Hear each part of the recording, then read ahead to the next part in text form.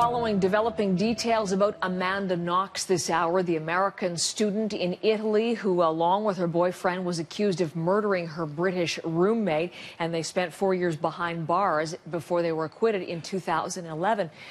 The breaking news, though, coming today from the highest court in Italy, the highest appeals court, and Susan Ormiston with us with those breaking details. Susan?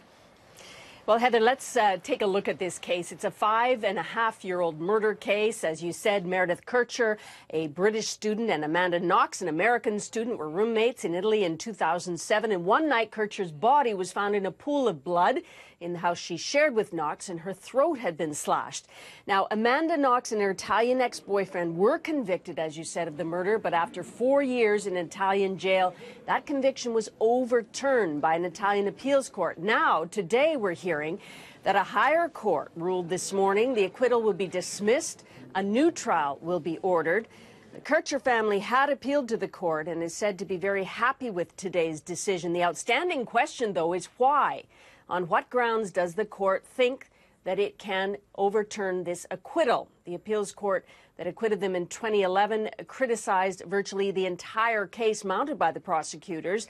The appellate court noted that the murder weapon was never found, the DNA tests were faulty, and prosecutors provided no murder motive.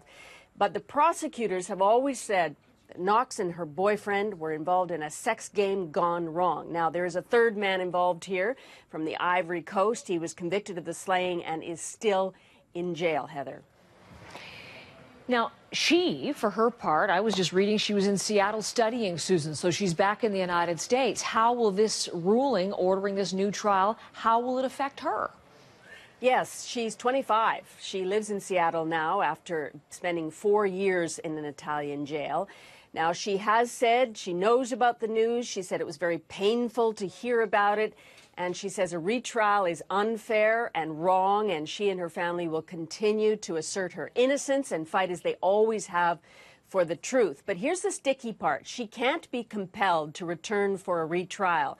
She could be held in contempt of court if she doesn't show up, but there are really no additional penalties for that. However, if she is found guilty in a retrial, Italy could seek her extradition from the United States. Her ex-boyfriend has resumed university studies in Italy.